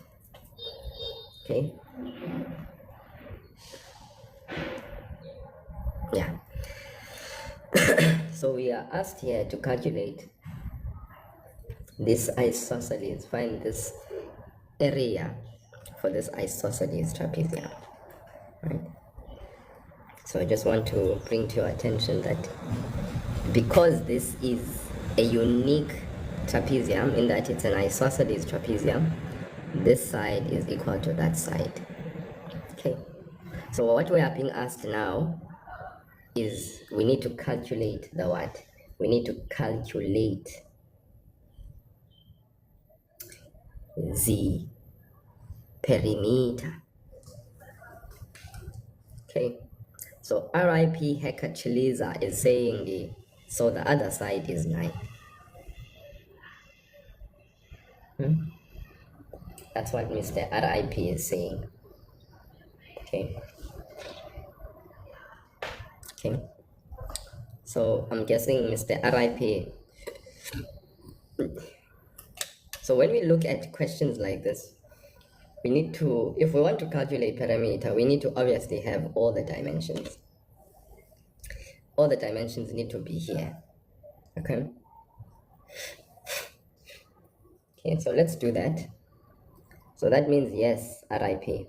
Okay, so remember guys that it's 9 centimeters because of the property that is encased in what we refer to as an isosceles trapezium. Not all trapeziums are isosceles. Remember, let's also keep that in mind. But it's just that this one is an isosceles trapezium. Not all of them are isosceles trapeziums. Okay, because had they just said this is a trapezium and not told us it's an isosceles trapezium, then we wouldn't have basically said that's 9 centimeters. I hope that makes sense. But we are saying it is because this one we know it's an isosceles trapezium. Okay, so it's fine. Yes, that side is 9 centimeters. Okay, that's going to help us on our way to calculating perimeter, no doubt. Okay, so when we have a length 9 centimeters this side, that's good because we have 9 here, we have 11 there, we have 9 there, we have 17 there. It seems our perimeter is in check. We can calculate perimeter very nicely. Perimeter here is equal to 9 centimeters. Check. Plus 11 centimeters. Check. It's like we're running around the stadium. Plus the 9 centimeters. Check. And then back to where we started. Plus 17 centimeters. So our perimeter for this trapezium will be equal to what? Okay, I'm hoping you guys can just use your head and tell me what the answer is. I don't want to spoil the broth all the time. Okay, what's 9 plus 11 plus 9 plus 17?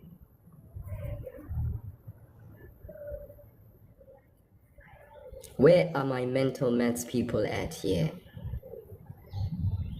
Where are my mental maths gurus? I think my mental maths gurus are sleeping, or maybe the comment section doesn't allow. Nelly says it's 46.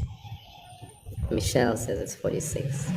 And I love that, Nelly, I know your comment does not reflect here. I think it's because of my Okay, but yes, very good. 46. Sorry guys, I approved these comments late. I'm sorry about that. Okay, so yes, 46 centimeters. Very good. That's perimeter. What about area? We need to calculate the area of this particular trapezium. Okay, now remember, area means the space within the two-dimensional shape. All right, and when we're calculating area of a trapezium, there's a formula that we have for area of trapezium. The area of a trapezium is half the sum of the two parallel sides times the perpendicular height. I repeat, it's half the product, so half the sum of the two parallel sides times the perpendicular height. So half the what? The sum of the two parallel sides. That's the formula for the area of a trapezium. Half the sum of the two parallel sides. The two parallel sides here, guys, are this side and that side. So 11 centimeters plus, we add, guys, 17 times what? The perpendicular height. What's the perpendicular height? It's 8 centimeters. So whenever you want to calculate the area of a trapezium, guys, very important, this formula. Half the what? The sum of the two parallel sides times the what? The perpendicular height. Okay, that's how we calculate the area of any trapezium. Okay, are we together here, guys? Because this formula, rectangle, we know how to calculate the area of a rectangle. It's length times breadth.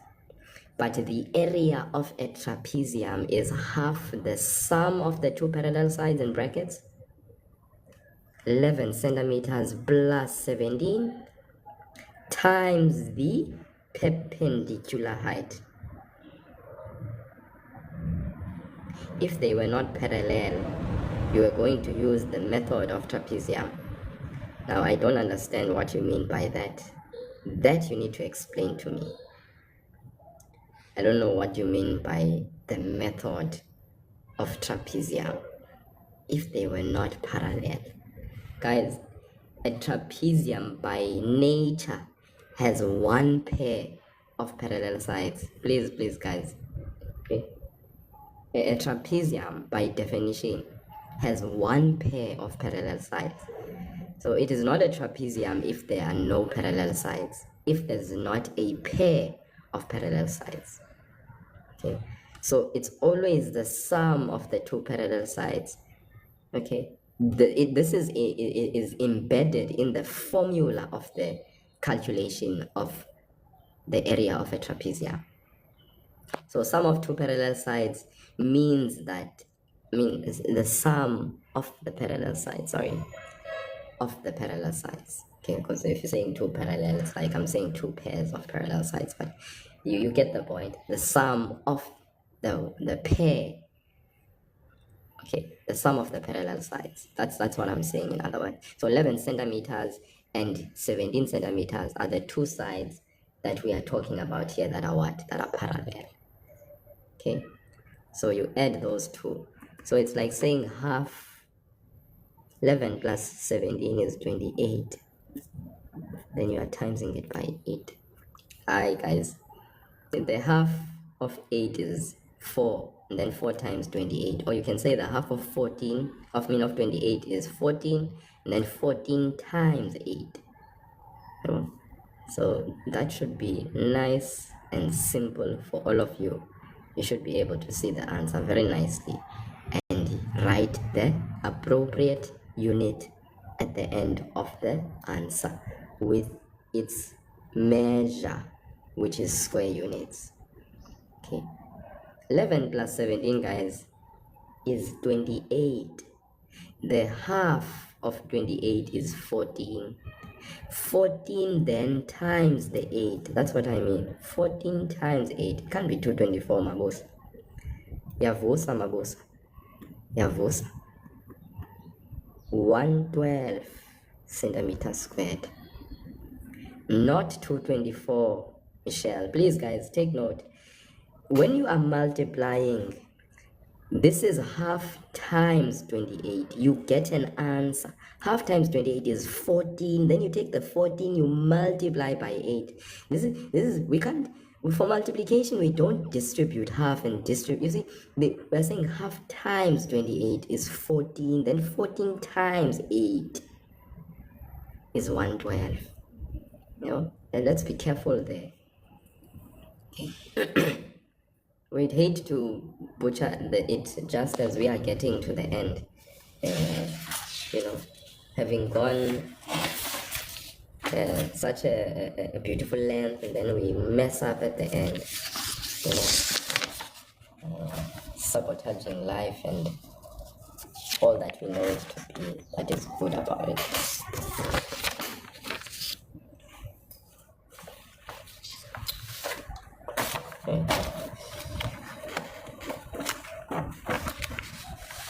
Okay, let's move on.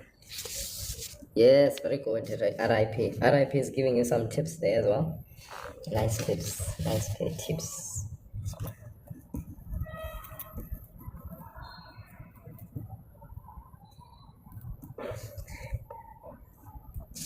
Yes. The perimeter of a rectangle is 46 centimeters. If the length is 2x plus 5 centimeters and the breadth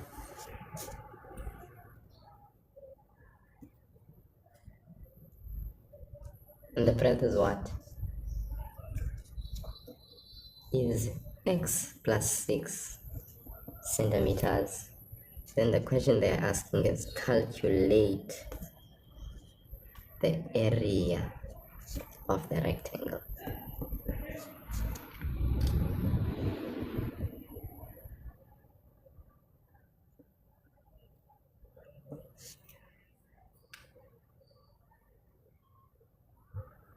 Okay, so very rich-ish question.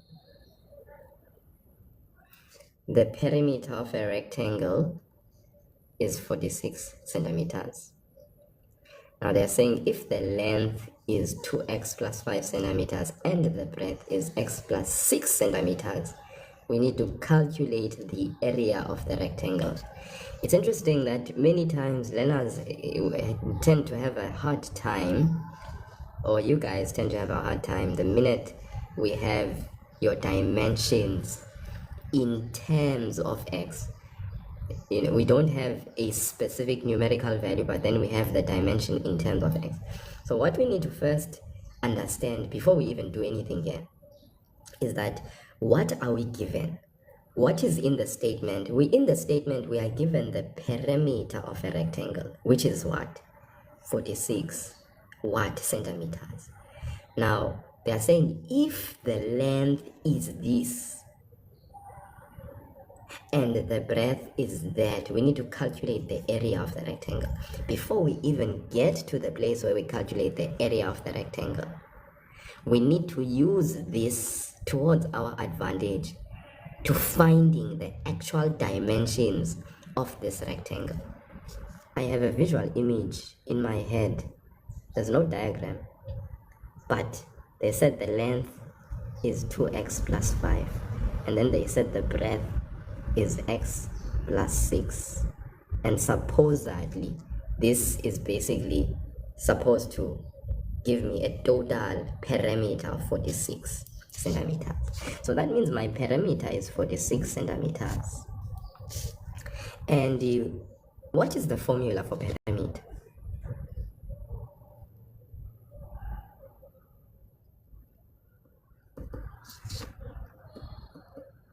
That's what it would mean. But which length and which breadth? Alright, that is equal to 46 centimeters. Do you see, guys, what we mean? Alright, I mean, this would be no different if you decided to use this form of the formula. Alright, and you said 2 into the length 2x plus 5, the breadth 2x plus 6, which is equal to 46. Okay, no different. You would still be able to go and get the same answer. Okay, the perimeter formula for a rectangle is 2 lengths plus 2 breadths. So now we know a monomial by a binomial. So we are exercising the skills that we've learned in algebraic expressions. Now imagine now if our skills are not polished up and we are somewhat having a problem. You know, we are using the distributive law. You know, this is not FOIL, this is distributive law. Okay, your outside multiplied, so we distribute 2 into 2x using S and L. 2 times 2x is 4x, 2 times 5 is 10, 2 times x is 2x, and 2 times 6 is 12. That's equal to 46. Then we are going to solve for x. So 4x plus 2x, let's bring them close together. We transpose.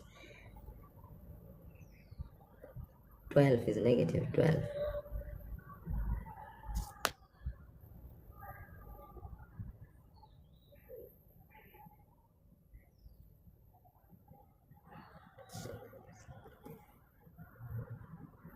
-46 minus 22.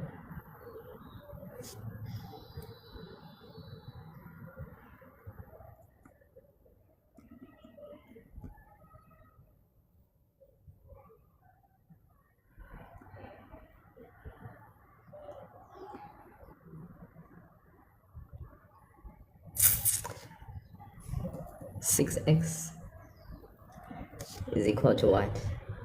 24. Then we divide both sides by 6. Get x is equal to 4. Right? That was nice and slick. After getting x is equal to 4, now we can go back to our dimensions. Okay, that means we know that in actual fact, our breadth here, which is supposedly 2x plus 6, is actually 2 times 4. No, sorry. Breadth is x plus 6. Why are we saying 2x plus? It's going to actually be 4 plus 6, which is 10. That is the breadth. 10 what? Centimeters in actual fact. Okay. Then L, which is actually 2x plus 5, is in actual fact what is it in actual fact? It is in actual fact 2 times the 4 plus 5, which is 8 plus 5, which is 13. So that's 13 centimeters. Our length and our breadth are respectively, the breadth is 10 centimeters, this is the short side, and then our length, the longer side, is actually 13 centimeters. What did they want us to calculate? Now we are ready to calculate the area of the rectangle, because the area of the rectangle is what we wanted. But we first use this first piece of information. The perimeter of a rectangle is 46. What is perimeter? The total distance around a shape.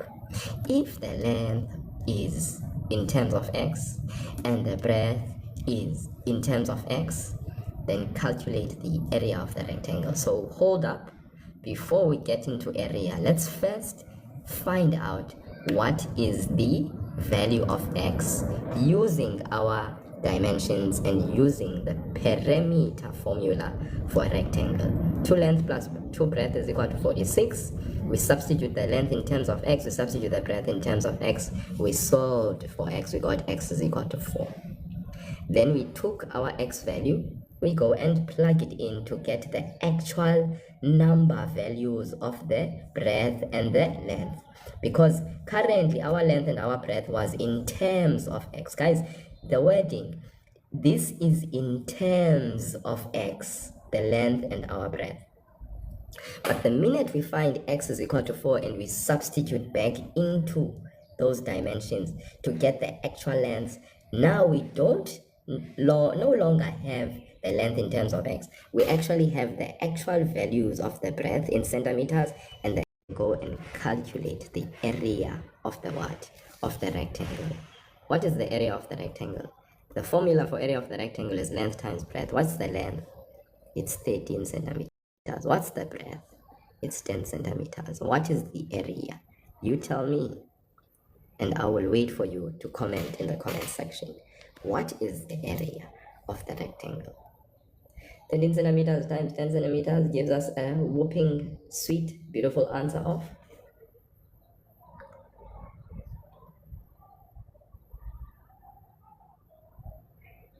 Hi, Michelle. 46. No ways. Hey, Bana. Michelle. Hey, Bana. Michelle Kokai. Hey. Hey, Bana. Thank you, Neliwe. Neliwe is the one. Neliwe is the one. Neliwe is the one. Neliwe is the one. I'm telling you. Neliwe is the one. 136 centimeters squared. Square units, guys. It's not 130, it's 130 centimeters squared. Neliwe, you are the one, you would be the one I would get full marks. Edna, I would penalize you for writing centimeters. And then everyone else, Mabuso and the RIP, I would also penalize you for writing 130 without the unit squared. Then when Michelle, I would take you and kick you. I corner. No, I'm just kidding. I wouldn't kick you at all. But I mean, yeah, let's get our calculations straight, please, Michael. Yeah, you can't be Michelling here in the way you are Michelling, you see. Alright, guys, just for your own information. Alright, in this particular live session, I've only looked at the area and the perimeter of a rectangle, but we know, guys, that we also have what we call, what is this? When all four sides are equal, we call this shape a what? And what is the area formula for this thing? And what is the perimeter formula for this thing? Do we know? What is this thing first and foremost? Good, Niliwe. Niliwe, it's a square. Okay, all four sides are equal. What is the area formula for a square, guys? Area and perimeter. Let's go in the comment section, because in as much as I've done calculations and they've been all around these types of shapes, we need to understand Niliwe, the area is not 4 times s. No. Area for a square is side times side. Remember, the horizontal dimension multiplied by the vertical dimension, that is area, because area represents the space covered within a 2-dimensional shape. Yes, RIP, it is the perimeter that is 4 times the side, because all 4 sides are equal almost for a square. So we can either say side plus side plus side plus side 4 times, or we can apply our knowledge of multiplication and just say the product of the side times the 4 different sides. Remember, perimeter is the total distance around, so that's why it's 4 times s, whereas area is the space within a 2-dimensional shape, the measure of that space covered within a 2-dimensional shape, measured in square units. So it's side times side. Then, guys, Not forgetting that, we also have this guy, Mr. Who? Mr. Kite. Hey, do we know what the area of a kite is, guys?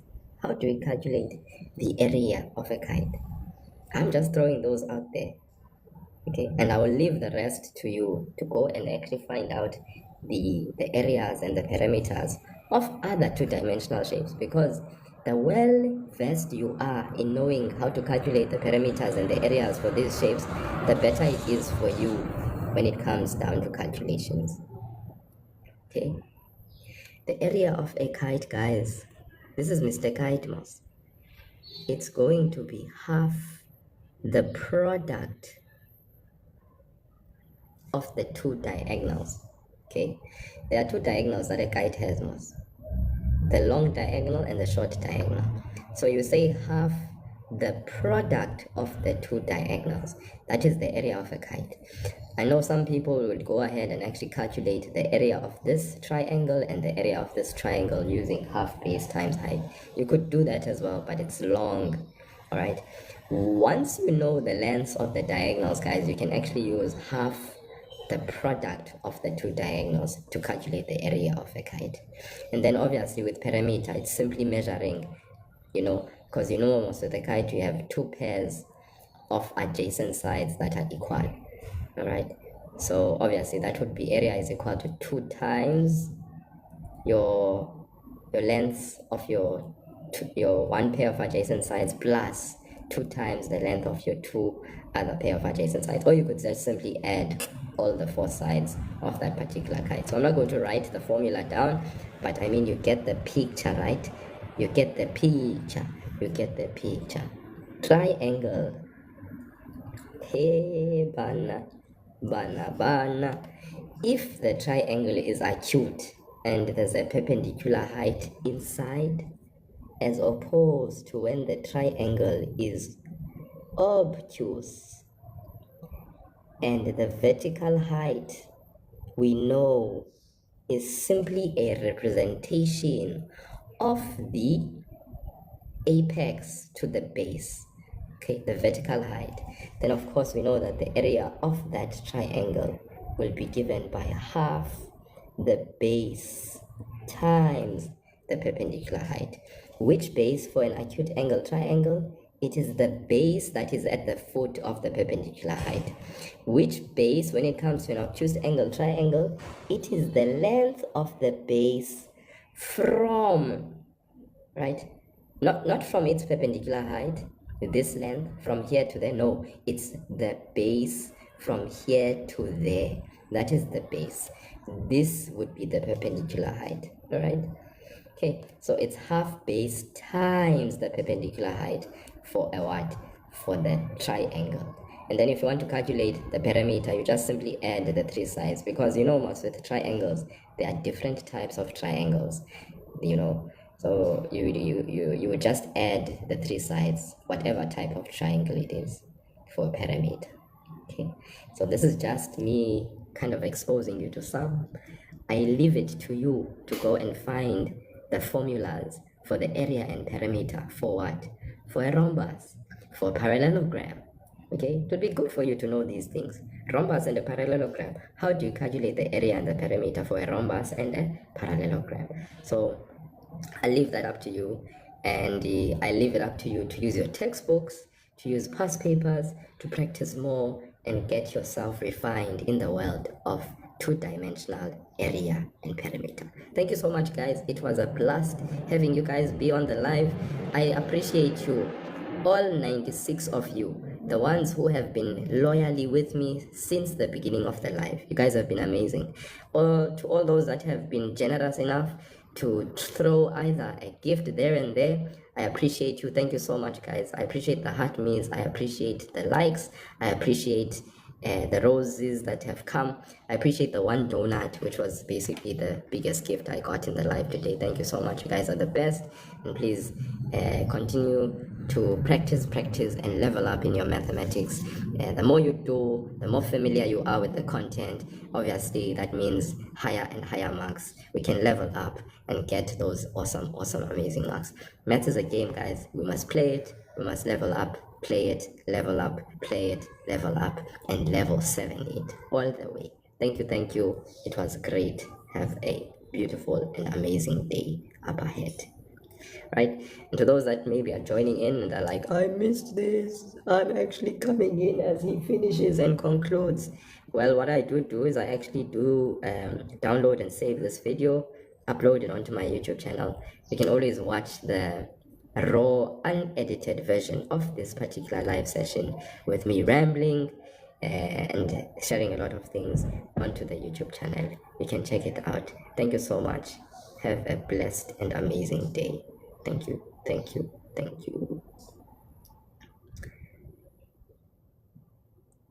you.